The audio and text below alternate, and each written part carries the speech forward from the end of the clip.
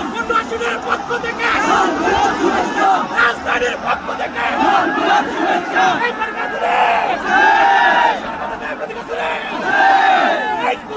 আসসালামু আলাইকুম ওয়া রাহমাতুল্লাহ। আসসালামু আলাইকুম ওয়া রাহমাতুল্লাহ। আলহামদুলিল্লাহি রাব্বিল আলামিন والصلاة والسلام على رسوله الكريم وعلى آله وصحبه وأهل بيته أجمعين। বাংলাদেশ জামাত ইসলামী আজকের এই জাতীয় সমাবেশে উপস্থিত সম্মানিত জাতীয় নেতৃবৃন্দ, বন্ধু সংগঠনের নেতৃবৃন্দ, শহীদ পরিবারের গর্বিত সদস্যবৃন্দ, 24 জুলাই যোদ্ধাবৃন্দ, আপামর দেশবাসী, সাংবাদিক বন্ধুগণ, আমি সর্বপ্রথম মহান রবের দরবারে শুকরিয়া আদায় করছি। ফ্যাসিবাদের পতনের পর অত্যন্ত অনুকূল পরিবেশে আজকের এই সমাবেশটি করার আমাদেরকে তৌফিক এনায়েত করেছেন, আলহামদুলিল্লাহ। বৃষ্টি ধরেছে, অনেকে আশঙ্কা করেছিলেন কি হবে, মানুষগুলা সেদিন কি শান্তিতে বসে দুটি কথা শোনার সুযোগ পাবে। আল্লাহ রাব্বুল আলামিন আজকের দিনটা অনেকটা এয়ার কন্ডিশন করে দিয়েছেন, আলহামদুলিল্লাহ। বৃষ্টি নেই, তীব্র রোদও নেই। আল্লাহ তাআলার পক্ষ থেকে এই যে মেহেরবানি, এর জন্য নতুন সেরে আরেকবার আমি শুকরিয়া আদায় করছি, আলহামদুলিল্লাহ। সম্মানিত বন্ধুগণ, যাদের ত্যাগ এবং কুরবানির বিনিময়ে 15.5 বছরের কঠিন অন্ধকার যুগের যাতাতলে পিষ্ট হয়ে যারা তিলে তিলে দুনিয়া থেকে নির্যাতিত হয়ে বিদায় নিয়েছেন, অপশক্তির বিরুদ্ধে প্রতিবাদ করতে গিয়ে বিদায় নিয়েছেন, যারা লড়াই করে আহত হয়েছেন, পঙ্গুত্ব বরণ করেছেন, আমরা তাদের সকলের কাছে গভীরভাবে ঋণী।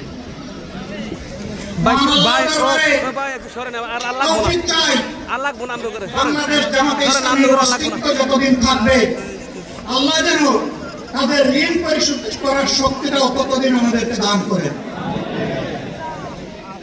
আমি গভীর পরিতাপের সাথে আপনাদেরকে জানাচ্ছি, আজকের এই বিশাল সমাবেশ আয়োজন করতে গিয়ে আমাদের তিনজন ভাই ইতিমধ্যেই দুনিয়া থেকে বিদায় গ্রহণ করেছে। খুলনার দাঁতকুপ উপজেলার আমির জনাব মৌলানা আবু সাইদ বিদায় নিয়েছেন। আপনার বয়োজ্যেষ্ঠ একজন মুরব্বী জনাব মুস্তাফিজুর রহমান, তারা এই আয়োজনে আসতেই পারেন। আসার পথেই আল্লাহ তাআলা তাদেরকে তার কাছে তুলে নিয়েছেন।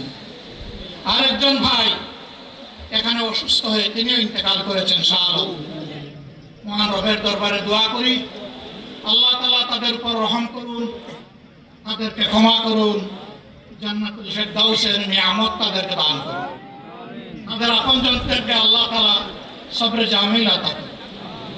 সম্মানিত ভাইয়েরা, আবু সাইদরা যদি বুক পেতে না দাঁড়াতো, এই জাতির মুক্তির জন্য যদি বুকে গুলি লুফে না হয়তো আজকের এই বাংলাদেশটা আমরা দেখতাম। ইতিমধ্যে হয়তো আরো অনেক মানুষের জীবন ফ্যাসিবাদীদের হাতে চলে যেত।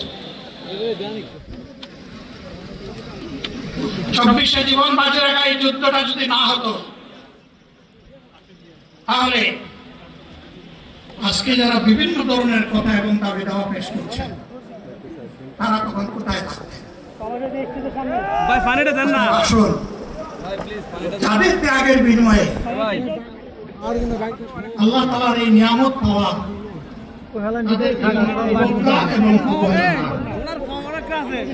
শিশু বলে তাদেরকে যেন তুচ্ছ তাচ্ছিল্য না, অহংকার করে অন্য দলকে যেন তুচ্ছতাচ্ছিল্য না ও রাজনৈতিক ভাষায় আমরা যেন কথা না। যদি এগুলো আমরা পরিহার করতে না পারি তাহলে বুঝতে হবে যারা পারবেন না ফ্যাসিবাদের রূপ তাদের মধ্যে নতুন করে বাসা বেঁধেছে। আমরা আশা করব আমরা এগুলা করব না, কেউ এগুলা করবে না, বরঞ্চ রাজনৈতিক শিষ্টাচার রক্ষা করে জাতীয় ঐক্যের বীজতলাটা আমরা সবাই মিলে একসাথে তৈরি করবো ইনশাআল্লাহ।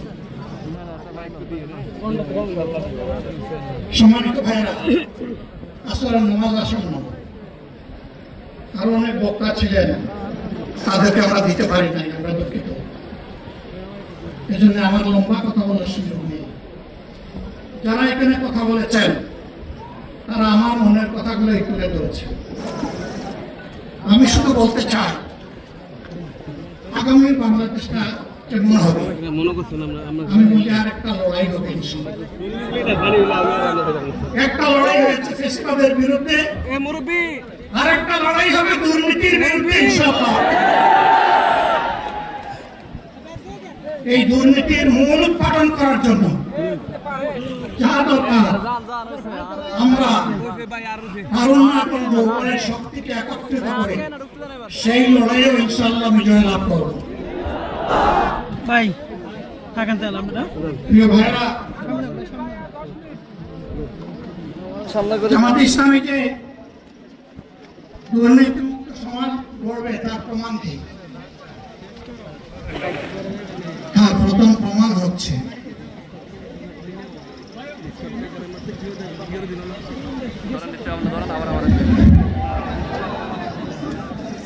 কি হলো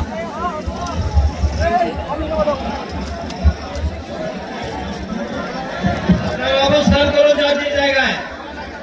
আপনাদের সব কিছু দেখার সমস্যা সবাই জায়গায় থাকেন, সবাই তার নিজ নিজ জায়গায় অবস্থান গ্রহণ করেন, সবাই তার নিজ নিজ জায়গায় অবস্থান গ্রহণ করেন। আবেগে আপ্লুত হয়ে গেছে। আপনারা নিজ নিজ জায়গায় থাকুন, প্রয়োজনীয় দিক নির্দেশনা দেওয়া হবে। আপনাদের উত্তেজিত উৎপীড়িত হওয়ার কোনো কারণ নেই। মহান রব্বুল আলামিনের একান্ত মেহেরবানিতে আমাদের প্রোগ্রাম আলহামদুলিল্লাহ শুকরান আলহামদুলিল্লাহ কাসীরান। সম্মানিত ভাইয়েরা,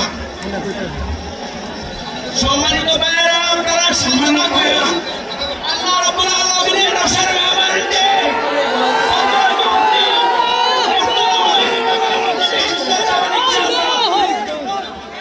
আল্লাহ তাআলার শুকরিয়া আদায় করি, আল্লাহ তাআলার শুকরিয়া আদায় করি আমার আপনাদের সামনে দাঁড়াতে পেরেছি। আমি বলেছিলাম দুর্নীতিমুক্ত বাংলাদেশ ইনশাআল্লাহ সবাইকে নিয়ে আমরা গড়ব ইনশাআল্লাহ। আমরা কথা দিচ্ছি বাংলাদেশ জামাতে ইসলামী যদি আল্লাহ তাআলার মেহেরবানি এবং সরকার জনগণের ভালোবাসা নিয়ে সরকার গঠন করে তাহলে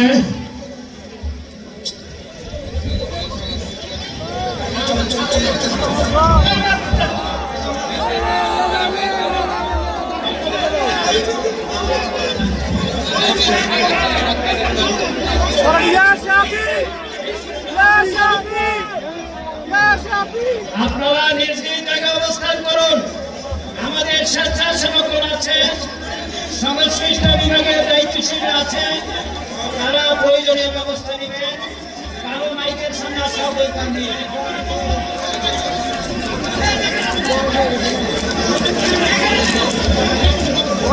আপনারা অবস্থান করুন নিজ নিজ জায়গায়।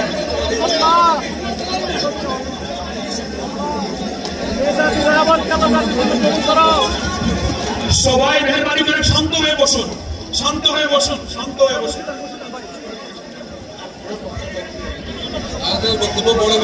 আপনারা সকলে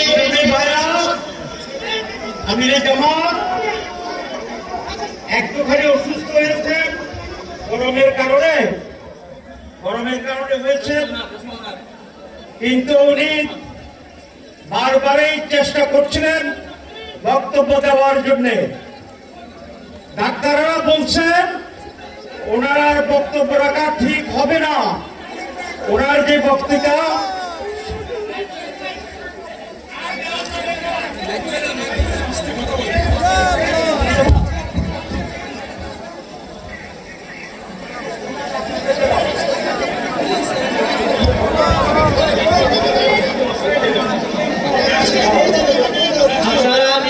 আসনে উপবেশন করুন।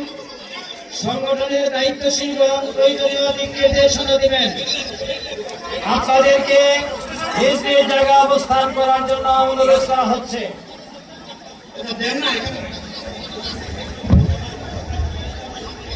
আপনাদের এই গ্রহণগুলো আরে আল্লাহ যত সময় আয়াত দিচ্ছেন, আল্লাহ যত সময় আয়াত দিয়েছেন তত সময় মানুষের জন্য লড়াই করবো ইনশাআল্লাহ। বন্ধ হবে না। বাংলার মানুষের মুক্তি অর্জন হওয়া পর্যন্ত আমাদের লড়াই অব্যাহত থাকবে। জামাতে ইসলামী যদি আল্লাহর ইচ্ছা এবং জনগণের ভালোবাসায় বাংলাদেশের মানুষের সেবা করার সুযোগ পায়, তাহলে মালিক হবে না, সেবক হবে ইনশাআল্লাহ। আমি ঘোষণা দিচ্ছি, লক্ষ জনতাকে সাথে নিয়ে বাংলাদেশ জামাতে ইসলামী থেকে যারা আগামীতে সংসদ সদস্য হিসাবে নির্বাচিত হবেন, আরে আপনার কথা বন্ধ করেন, আপনার কথা বন্ধ করেন, সবাই বসে পড়েন, সবাই বসেন, বসেন, কেউ দাঁড়াবেন না, সবাই বসেন। যদি আল্লাহর ইচ্ছায় জনগণের ভালোবাসায় বাংলাদেশ জামাতে ইসলামী থেকে সংসদ সদস্যরা নির্বাচিত হয়ে সরকার গঠন করেন, তাহলে কোন এমপি, কোন মন্ত্রী আগামীতে সরকারি কিন্তু ভোট গ্রহণ করবে না। কোন এমপি এবং কোন মন্ত্রী ট্যাক্সবিহীন কোন গাড়ি চড়বে না। কোন এমপি এবং কোন মন্ত্রী তার নিজের হাতে কোন টাকা চালাচালি করবে না। কোন এমপি এবং কোন মন্ত্রী যদি তার নির্দিষ্ট কোন কাজের জন্য বরাদ্দ পেয়ে থাকেন, কাজ শেষ হওয়ার সাথে সাথে বাংলাদেশের 18 কোটি মানুষের কাছে তারা তার প্রতিবেদন তুলে ধরতে বাধ্য হবে। সম্মানিত বন্ধুগণ, চাঁদা আমরা নিব না, দুর্নীতি আমরা করব না, চাঁদা আমরা নিতে দেব না, দুর্নীতি আমরা সহ্য করব না। এই বাংলাদেশটাই আমরা দেখতে চাই। যুবকদেরকে আমরা স্পষ্ট ভাষায় বলতে চাই, বন্ধুগণ, তোমাদের সাথে আমরা আছি। আমি আজকে জামাতের আমির হিসাবে এখানে কথা বলতে আসিনি। আমি এসেছি বাংলাদেশের 18 কোটি মানুষের একজন হয়ে কথা বলতে। আমি শিশুদের বন্ধু, আমি যুবকদের ভাই, আমি বয়স্কদের সহযোদ্ধা, আমার বোনদের আমি ভাই। সুতরাং তাদের মুক্তির জন্যই আমি দায়িত্ব নিয়ে আজকে এখানে দাঁড়িয়েছিলাম। আল্লাহর ইচ্ছা শরীর আমাকে সাময়িকভাবে সহযোগিতা করে নাই, এটাও আল্লাহর ইচ্ছা যে এখন আল্লাহ আমাকে কথা বলার সুযোগ দিচ্ছে। আমি বলতে চাই, বাংলাদেশের নির্দিষ্ট কোন শ্রেণীর মুক্তির জন্য আমাদের এই লড়াই নয়। রাস্তার একজন পরিচ্ছন্নতা কর্মী, চা বাগানের একজন শ্রমিক, রক্ত পানি করে ঘাম জড়ানো আমার একজন রিক্সা চালক ভাই মাঠে ময়দানে বাংলাদেশের মানুষের মুখে যারা এক মুঠো ভাত তুলে দিতে চায়, আমার সেই কৃষক বন্ধুটি, আমি তাদের হয়ে আজকে এখানে কথা বলতে এসেছি। আমি কোন অভিজাত শ্রেণীর হয়ে এখানে কথা বলতে আসিনি। আল্লাহ তাআলার অশেষ মেহেরবানি, আজীবন সকল রক্ত চক্ষুকে উপেক্ষা করেছি, যে জুলুমের পরোয়া করি নাই। আমার আফসোস, 24 সালে জাতিকে মুক্তি দিতে গিয়ে যারা জীবন দিয়ে শহীদ হলো, আমি তাদের একজন হতে পারলাম না। আপনাদের কাছে দোয়া চাই, ইনসাফের ভিত্তিতে একটি দেশ গড়ে তোলার জন্য আগামীতে যে লড়াই হবে, আমার আল্লাহ যেন সেই লড়াইয়ে আমাকে একজন শহীদ হিসাবে কবুল করেন। সম্মানিত বন্ধুগণ, আমাদের প্রিয় শহীদ নেতৃবৃন্দ 2006 সালের 28 অক্টোবর থেকে শুরু করে পল্টন গণহত্যা, শাপলা গণহত্যা, সারা দেশের গণহত্যা, পিলখানার গণহত্যা, 24-এর গণহত্যা, এই গণহত্যা যারা করেছে তাদের সকলের বিচার বাংলাদেশের মাটিতে নিশ্চিত করতে হবে। এদের বিচারের দৃশ্যমান প্রক্রিয়া শুরু না করা পর্যন্ত পুরোনো ব্যবস্থাপত্রে বাংলাদেশ আর চলবে না। এতগুলো মানুষ এমনি এমনি জীবন দেয় নাই, জীবন দিয়েছে জাতির মুক্তির জন্য। যদি বাস্তবতা পুরোনো সব কিছুই টিকে থাকবে, তাহলে কেন তারা জীবন দিয়েছিল? যারা ওই ব্যবস্থাপনায় বাংলাদেশকে আবার করতে চান, তাদেরকে আমরা বলি, জুলাই যুদ্ধ করে যারা জীবন দিয়েছে, আগে তাদের জীবনটা ফেরত এনে দেন। যদি শক্তি তাকে ফেরত এনে দেন, আপনারা পারবেন না। যেহেতু পারবেন না, কাজেই নতুন ব্যবস্থায় নতুন বাংলাদেশ গড়ে তোলা হবে ইনশাআল্লাহ। শিশু, কিশোর, যুবক, মা, বোন, শ্রমিক, ছাত্র, জনতা, ব্যবসায়ী, সবাইকে যেই দেশ, এই সংবিধান, এই রাষ্ট্র নিরাপত্তা দিতে পারবে, সেই নতুন বাংলাদেশ আমরা গড়ে তুলতে চাই। ভাইয়েরা, আমাকে সবাই চাপ দিচ্ছে, কেউ বলে ভাই শেষ করেন, কেউ বলে চাচা শেষ করেন। আমি তাদেরকে নিশ্চয়তা দিয়ে বলছি, আমার মত আমার আল্লাহ নির্ধারিত সময় থেকে 1 সেকেন্ড আগে হবে না,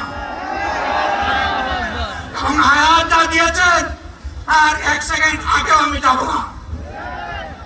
অতএব মহান আল্লাহর কাছে আবার তৌফিক চাই। আপনাদের কাছে যে কষ্ট হয়েছে আপনারা, আমি তো এখানে শান্তিতে বসাচ্ছিলাম, আর চতুর্দিকে শুধু দৃষ্টি বুলাচ্ছিলাম। কি কষ্ট হচ্ছে আমার ভাইদের। প্রিয় ভাইরা, এই কষ্ট আল্লাহর জন্য। এই কষ্ট কার জন্য? ইনশাআল্লাহ আল্লাহ তাআলা আপনাদেরকে তার উপযুক্ত জায়গা দুনিয়ায় দিবেন, আখিরাতে দিবেন। আপনাদের এই ত্যাগের বিনিময়ে নতুন বাংলাদেশ আমরা পেয়ে যাব। আসুন সেই নতুন বাংলাদেশের জন্য একবার স্লোগান দিয়ে শেষ করি। নারায়ে তাকবীর।